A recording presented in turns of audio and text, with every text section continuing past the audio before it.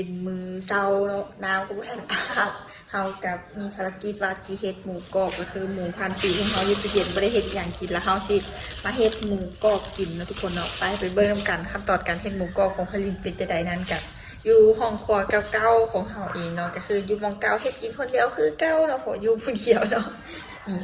มาทุกคนเราได้หมูมาเราก็สิไปเฮ็ดหมูกรอบหมูติดมันหมู3 ชั้นอะไรทุกคนไปเบิ่งนำกันขั้นตอนการเฮ็ดหมูกรอบของพลินสิรอดหรือสิเละนั่นกันยังบ่ฮู้เนาะเพราะเป็นการเฮ็ดครั้งแรกของพลินที่จะเฮ็ดหมูกรอบครั้งนี้ไปทุกคนไปเบิ่งนำกันเป็นจะใดนี่เนื้อหมูของพลินกับซีซื้อมาตั้งแต่ตลาดแล้วเนาะจากประมาณ1 กิโลกว่าเนาะพี่น้อง1 กิโลกว่ากับสิได้ซีนี่เขาก็สิจุ่มเนี่ยเนาะเขาเฮ็ดหมูกรอบก็คือสิเอาแต่ตัวนี้เฮ็ดเนาะอันนั้นก็คือสิเฮ็ดบ่เป็นความว่าซื้อมาบ่ได้กินเนาะพี่น้องเบิ่งจนเขียว จนเขียวแล้วบ่ได้สดเด้จนเขียวแล้วเฮาบ่ฮู้สิเฮ็ดหยังกินเนาะเพราะอยู่ผู้เดียวอีหยังน้อยนึงก็แบบคิดว่าจังไดเนาะก็คือหลายเฮงค่ะนะทุกคนไปเฮาสิไปเฮ็ดหมูกรอบกันก่อนอื่นมื้อพลินก็สินำไปล้างไปทุกคนมาทุกคนเฮาก็สิเอาหมูมาล้างกันที่ร้านก็ที่แหละล้างตั้งแต่ล้างหมูเอาเฮาสิเอาไปต้มล้างให้มันสะอาดทำความสะอาดแล้วก็ชอบอยู่ตู้เย็นค่ะได้หลายปีอะ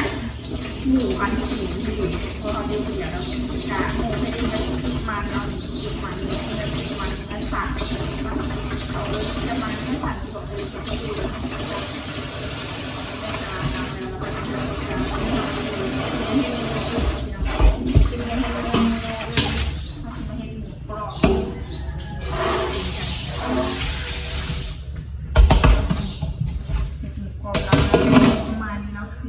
เอาไป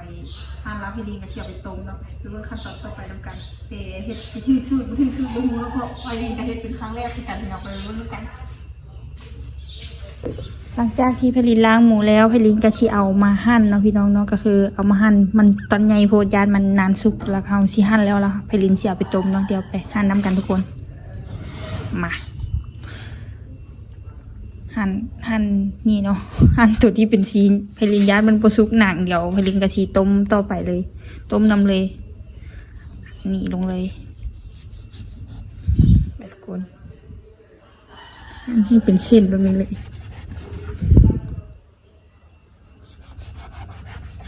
เดี๋ยวถ้าเบิ้งน้ำกันหน้าตาบุกก็พลินที่ออกมาเป็นจังไดเป็นกลิ่นหรือบุเป็นกลิ่นจะได้กระถางเบิ้งน้ำกันพี่น้องสิได้เป็นจะได้เนาะหน้าตาบุกก็ของพลินนี่เนี่ยหั่นกันโอ้มีแต่บ่อยากเข้าปานใดหรือว่าเป็นนางมูย่าปะนะปลอบใจตัวเองอีก ปลอบใจตัวเองแล้วนึงนี่พลินก็สิหั่นมาเป็นตอนประมาณนี้เนาะแล้วเราก็สิเอาไปลงต้มเนาะทุกคนเนี่ยได้มาแล้วเราก็สิเอาไปต้มไปทุกคนไปค้างหม้อกันมาทุกคนเราก็สิเริ่มค้างหม้อเพื่อต้มหมูปลาเมียนก่อนเนาะพี่น้องเนาะเพื่อที่เราจะเอาไปเฮ็ดหมูกรอบเราก็เอาน้ำใส่ลงไปเลยเอาใส่ไปเบิดขวดเลยเนาะเพื่อพลินชีให้มันท่วมหมูของมันเนาะเราก็ชีซอยขิงเคอใส่เพื่อจับกินขาวของหมูนั่นเองนี่ใส่ลงไปพี่น้องพลินก็ชีเอาไอยีโนโมโตลงไปนิดนึงเนาะหน่อยนึงแล้วก็เอาโซเดียมลงไปหน่อยนึงก็คือเกลือนะพี่น้องเอาเกลือใส่ลงไปหน่อยนึงเนาะพี่น้องใส่ลงไปแล้วก็เอาสีปลาไว้ให้หม้อมันฟดเนาะหลังจากที่พลินเอาเกลือแล้วก็เป็นงัวแล้วก็อัน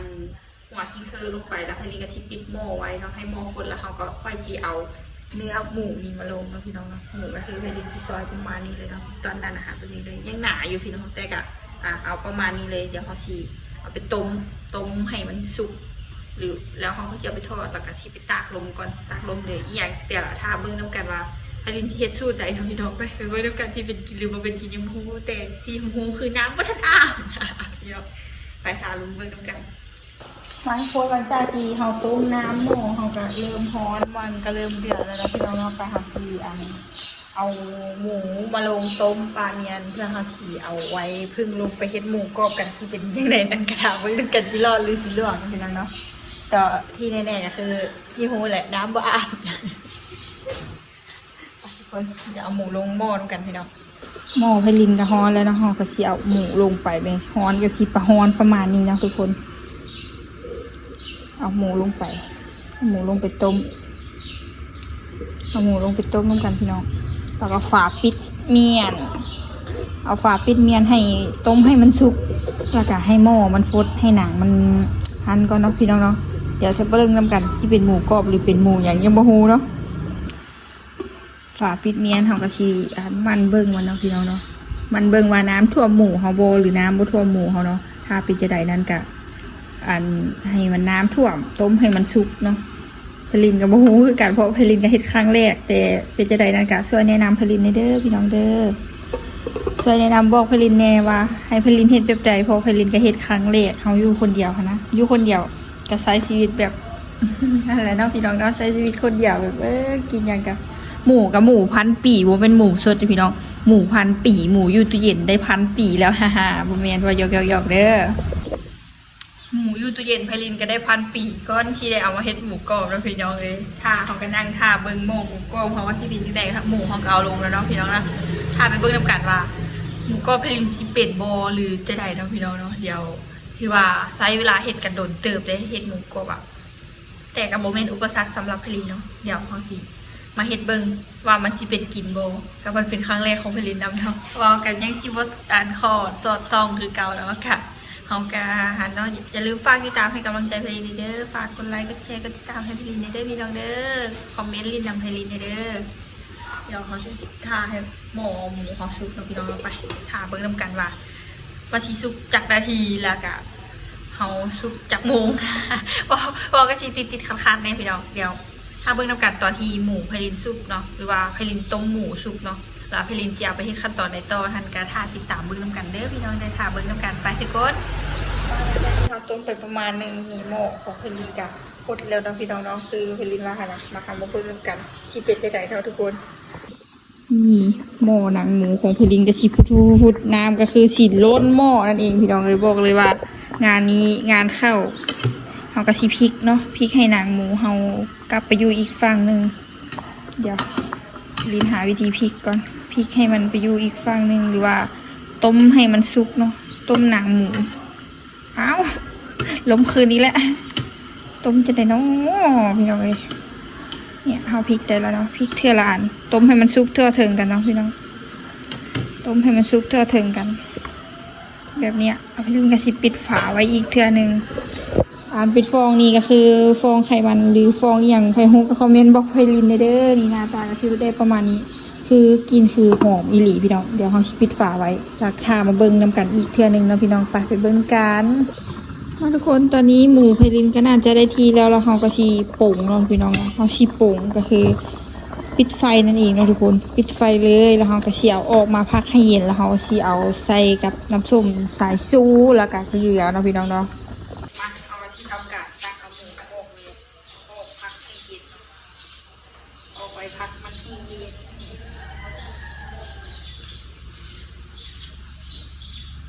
ที่เขาก็ชุบแล้วดินเสียวออกปลาไว้พักไว้ให้เย็นพักไว้ให้เย็นก่อน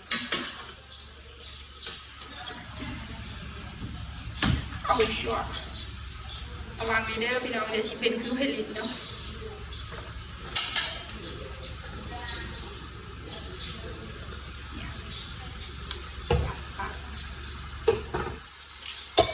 ทุกคนหลังจากที่ไพลินต้มแล้วก็สิได้ออกมาประมาณนี้หน้าตาก็สีสันประมาณนี้เนาะทุกคนเดี๋ยวเขาชีเอาปะไว้ให้มันเย็นแล้วเขาชีเอาไปเฮ็ดขั้นตอน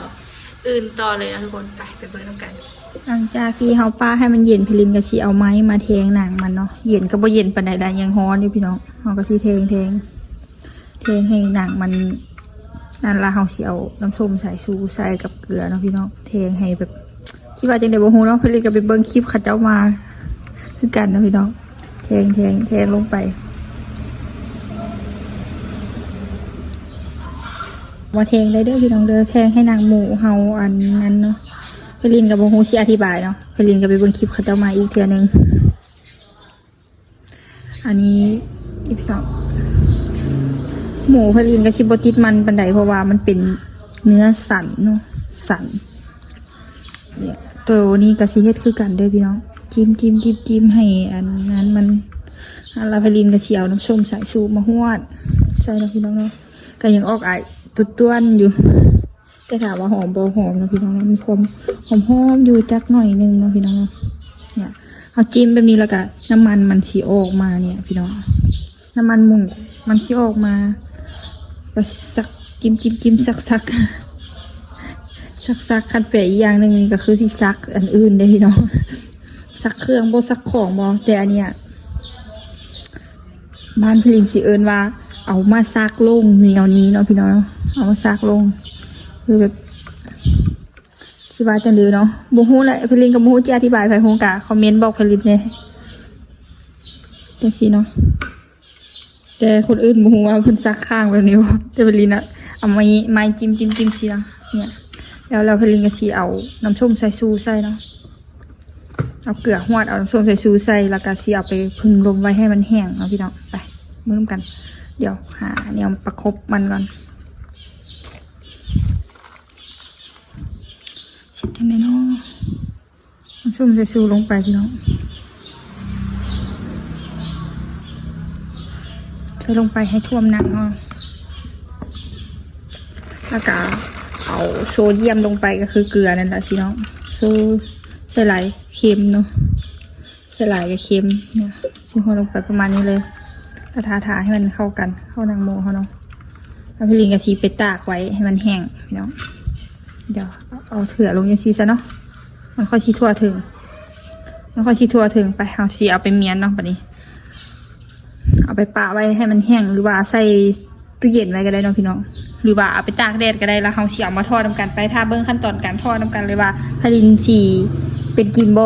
บ่ไม่พลินชีเป็นกินหมูกรอบของพลินชีเป็นกินโบหรือชีเป็นอะไรนะทุกคนไปเบิ้งน้ำกันถ้าติดตามพับชมเบิ้งน้ำกันเด้ออีคนหลังจากที่เอาเกลือเอาอย่างโหยแล้วเขาก็ชีเอาเข้าไปตากแดดประมาณสักชั่วโมงนึงก็ได้คันว่าคันต่ำเนาะพลินกับชีเฮ็ดประมาณนี้เพราะว่าตอนนี้ก็เริ่มจากสวยๆในนึงหรือว่าให้โดนก็ทันก็ดีเนาะเขาสิเอาไปพึ่งลมตากลมปลาเมียแล้วก็สีไปอันแช่ตู้เย็นอีกเนาะเพื่อให้หนังมันตึงแล้วเขามาทอดมันค่อยสิกรอบตามที่มีเขาสอนมาแบบนี้พลินก็โมกันไปทุกคนดาบที่ตามมากันเดี๋ยวพลินขอหมูไปพึ่งลมกันเนาะเอาไว้เจอกันตอนทอดเลยพี่น้องไปมือกันมาทุกคนตอนนี้เพลินก็เอาหมูของเพลินไปแช่ตู้เย็นแล้วก็ไปพึ่งลมปลาเมียนจนหนังมันแห้งเนาะแต่บุหัวสีออกมาเป็นจะไดเนาะก็คือใช้เวลาโดนเติมเพลินกับไปแปลงร่างมาเป็นเที่ยวม้อยเนาะอาบน้ำอาบในนอนแล้วเขาก็สีมาทอดทำกันไปทุกคนไปเอาน้ำมันลงหม้อทอดทำกันว่าจีเป็นจะไดนะทุกคนจีเป็นกินหรือบ่เนาะทุกคนหรือจีเป็นจะไดเนาะไปเบิ่งน้ำกันติดตามมาชมเบิ่งน้ำกันเด้อพี่น้องมาทุกคนเพลินก็ค้างหม้อเสียบไฟเปิดไฟแล้วเขาก็สีเอาน้ำมันลงเนาะน้ำมันลงเพื่อทอดหมูของกระชิายประมาณนี้เลยนะทุกคนเนาะทอดพลินที่เอาหนังมาลงก่อนเนาะหนังมาลงไปทอดก่อนนี่ทุกคนบท่าหม้อฮอนเลยพลินเชียวลงเลยเนาะเอาหนังมันลงไปจุ่มทอดก่อนเดี๋ยวทาเบิ่งว่ามันชิเป็นจะไดเนาะแต่บ่ฮู้ว่าคนอื่นสิเฮ็ดจังได๋แต่พลินสิเฮ็ดประมาณนี้เนาะเอาหนังลงทอดก่อนตอนที่โม่โบราณฮอนที่ทอดไปมีเลยเดี๋ยวถ้าเบิ่งนำการผลลัพธ์ที่ได้ออกมามันจะเป็นจะได้นะทุกคนเดี๋ยวเอาชีใส่ประมาณนี้เนาะใส่หม้อหรือว่าใครมีเงื่อนไขเฮ็ดแบบอื่นก็ได้เด้อทุกคนเด้อพลินกับบ่ว่ากันเนาะพลินกับบ่ฮู้เฮ็ดแล้วก็บ่เคยเฮ็ดจักเทื่อเองตั้งแต่เกิดมาบ่เคยเฮ็ดจักเทื่อหมูกรอบอ่ะหมูกับแบบหมูบ่เป็นหมู3ชั้นที่เททูคือหมูติดหนังติดมันหมูอันคิดว่าจังไหนวะไพลินกับโบฮูเนาะไพฮูกับคอมเมนต์บอกไพลินเนื้อสันบอกน่าจะเมียนเนาะเนื้อสันพี่น้องเนาะไปทุกคนทาเบิ้งน้ำกันว่าหน้าตาหมูกรอบทอดออกมาจีเป็นจะได้ทุกคนทุกคนทาเบิ้งน้ำกันว่าหมูกรอบไพลินทอดออกมาจีเป็นประมาณนี้ทุกคนเกิดอากาศติดหม้อแล้วนึงถ้าเราเบิ้งน้ำกันว่าออกมาจีเป็นหน้าตาเป็นยังไงเป็นตะกินโมหรือสิบุเป็นกินนะพี่น้องถ้าดูเหมือนกันลิงกับที่ค่อยเปกค่อยเปกค่อยแสะเลยเป็นนี่นะเป็นตัวโมนะมันเป็นที่ทำมาถามเบิ้งดูกันว่ามันชีเป็นคือของพระเจ้าเฮ็ดโบของพระยีเฮ็ดเอาไปได้แล้วค่ะถามเบิ้งกันลิงก็ที่ทำการทอดไปเรื่อยๆแล้วพี่น้องเนาะจนกว่าหนังมันชีโพงหมดเลย ราะไพลินเอาลงก็คือตอนที่มันยังโบฮอนเนาะตอนที่หม้อเขายังโบฮอนไพลินเอาไม้ลงไปหยองเลยนะพี่น้องเอาไม้ลงไปหยองแล้วโบฮอนว่ามันชิกรอบหรือโบกรอบก็จะเป็นหมูกรอบให้บอหรือจะได้แต่ตอนนี้กำลังระเบิด กำลังชิมซึกระเบิดอยู่นะพี่น้องนะเดี๋ยวเบิ่งต้องการว่ามันสิเปลี่ยนจะได้เนาะในเปิดแล้วเกิดสงครามเกิดขึ้นแล้วเกิดสงครามเกิดขึ้นแล้วเริ่มแตกตับพี่น้องเกิดสงครามแล้วสงครามมันหมูก็พลินกับพลินเนาะแต่ว่าเป็นสงครามกับผู้อื่นเลยสงครามกับตัวเองนี่เฮ็ดเองเป็นสงครามกับตัวเองนะพี่น้องเนาะโอ้ชอบมากก่อนมีเพลินมาแล้วเนาะไฟของกระเทียมไฟอ่อนๆมันมีเลยเนาะทุกคนเดี๋ยวเบื้องกันที่เป็นหมูก็เป็นหมูอย่างเนาะพี่น้องมันดิสโก้มันโบมันโบโฮมันจะเป็นพาไปเรื่องกันนะพี่น้องคือว่าใครเอาละวันไม่ใช่การเกินไปว่าทุกคนเริ่มระเบิดแล้วอ่ะเอาไว้เชื่อกันตอนที่คุณลินทอดเดี๋ยวเราเพราะว่ามันระเบิดเดี๋ยวสิให้เบิ้งทีละหน่อยเนาะว่าชีวิตจะไหนเนาะก็วันนี้ผลิตยามันระเบิดมันมีให้ทุกคนเป็นบ้าไปถ้าเบิ้งกันว่าสิออกมาเป็นหน้าตาอยู่เดี๋ยวสิเจ้าป่านสู้รถสงครามกับคุณอะไรดิเดี๋ยวเขาจะพาไปวางหน้าตาเอาวางชิ้นได้หรือจะเป็นยังไงเราไม่รู้ว่าทางสาวบอกจริงไหมเพราะมันระเบิดตับอยู่นะ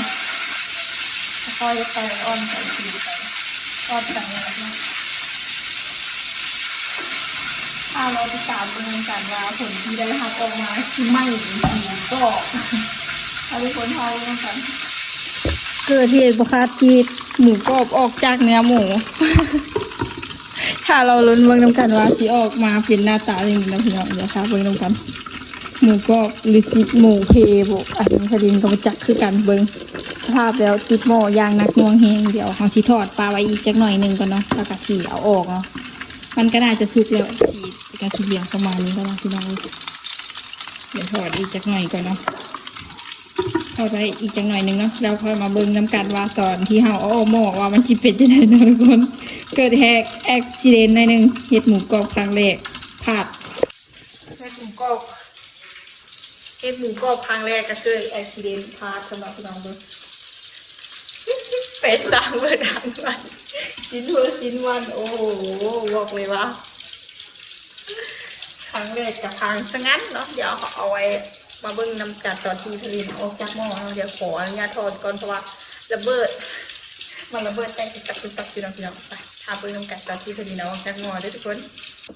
มาทุกคนมันก็น่าจะปิดแล้วมั้งน่าจะโอเคแล้วมั้งเดี๋ยวผลิตขออนุญาตปิดหม้อแล้วก็ทอดไฟเลยก็ออนไฟออนอย่างไรก็แล้วออกมาแยกตัวออกเป็นชิ้นไฟชิ้นมันนี่หมูกรอบนี่คือหนังมันและนี่คือเนื้อหมูที่มีมันเดบมีมันเดนะพี่น้องป้าเขาแยกกันเป็นชิ้นเป็นส่วนเลยหมูกรอบที่คาดคิดไว้กับหมูกรอบที่ใดกลับมาบอกเลยว่าคนละฟิวแฮงพี่น้องเลยคนละฟิวแฮงเบิ่งพี่น้องเลยแล้วมาประมาณนี้แต่ก็โอเคอยู่นะเฮ็ดครั้งแรกก็ถือว่าเป็นบทเรียนเนาะเป็นบทเรียนเขามาทุกคนหลังจากที่เราตักออกจากหม้อแล้วพลินก็สิได้หมูทอดออกมาเมื่อวันนี้นะเพราะเป็นหมูกรอบหมูทอดได้มาเป็นหมูทอดที่เห็นหมูกรอบแต่ทั้งแยกชิ้นส่วนกันนะพี่น้องเนาะได้ออกมาเป็นหมูทอดไปทุกคนถ้าติดตามภาพซูมเพื่อนกันว่าพลินจะเอาหมูทอดนี้ไปเฮ็ดกับข้าวอีกอย่างนะทุกคนเอาไว้เบิ่งกันคลิปหน้าคลิปนี้ก็คือว่าใช้เวลายาวเติบแล้วพี่น้องเนาะไปติดตามภาพซูมเบิ่งกันด้วยว่าที่ได้ออกมาเป็นเมนูอย่างเนาะของการเฮ็ดออกมาได้ประมาณนี้เนาะหมูกรอบหรือหมูทอดกันแท้ฝากคอมเมนต์เลยเด้อพลินก็จะหัวขวัญเจ้าของเองคือกันเนาะเพราะว่าเฮ็ดครั้งแรกเฮ็ดครั้งทำอิฐได้สำนีก็ถือว่าโอเคแล้วสำหรับตัวพลินแล้วก็คือแบบโอเคเลยวัตถุดิบกับมีอย่างยากเตกอะออกมากับนี่เป็นนี่เป็นหมูทอดนะพี่น้องเราหมูทอดว่าเป็นหมูอันนั้นได้ว่าเป็นหมูก็หมูทอดฟังอีกเท่านึงก็คือหมูทอดที่เป็นหมูก็ว่าเป็นหมูทอดได้ไงวะพี่น้องเอ้ยเบิ้งช่วยกันหน้าตาออกมากระสีตะกินอยู่เนาะทรงแซ่บอยู่บ่ทุกคนได้ตักคะแนนลองคอมเมนต์ให้ดินเบิ้งว่าได้จักคะแนนให้จักคะแนนตื่นแต่อันเช้า11 โมงบอกเนี่ยตื่นแต่เช้าเพื่อมาเห็นหมูกรอบแล้วพี่น้องเนาะ เฮ็ดหมูกรอบปลาเนี่ยเฮาเฮ็ดผิดวิธีจะได้กะคอมเมนต์บอกพลินเด้อเนาะหรือว่าพลินเฮ็ดผิดวิธีบ่หรือว่าเฮ็ดจะได้เนาะพลินกับบ่ฮู้เพราะว่าเป็นครั้งแรกของการเฮ็ดอันหมูกรอบของพลินคือกันเนาะต้องแนะนำกันเขาว่าไม่เอาไว้คลิปหน้าหรือว่าคลิปใดที่เฮาสิมาแก้มือใหม่เนาะแต่สำหรับวันนี้ก็ได้ออกมาประมาณนี้ก็ถือว่าโอเคอยู่เนาะค้างทำอีกก็ถือว่าติดหม้อ เกือบว่าเป็นกินเกือบได้หมูทอดนี่ได้หมูทอดออกมาพี่น้องมึงหน้าตาหมูกรอบของพลินหมูทอดว่าเป็นหมูกรอบเนาะพี่น้องได้หมูทอดออกมาเนาะแต่สำหรับคลิปนี้ค่ะสีได้ขอตัวอำลาพระเจ้าพี่น้องๆไปก่อนเนาะแต่อย่าลืมฝากกดไลค์กดแชร์กดติดตามเพื่อเป็นกำลังใจให้พลินเด้อถามบุญกันคลิปหน้าว่าพลินจะเอาหมูทอดของพลินนี้ไปเฮ็ดอีกอย่างก็บ่เป็นหมูกรอบแล้วพี่น้องแรกๆของคลิปก็คือหมูกรอบหลังๆมาปั้นท้ายคลิปก็คือหมูทอดเอาไว้เจอกันในคลิปหน้าเดี๋ยวถ้าติดตามเพื่อนกันว่าสีได้เมนูอย่างกินข้าวสวยเนาะพี่น้อง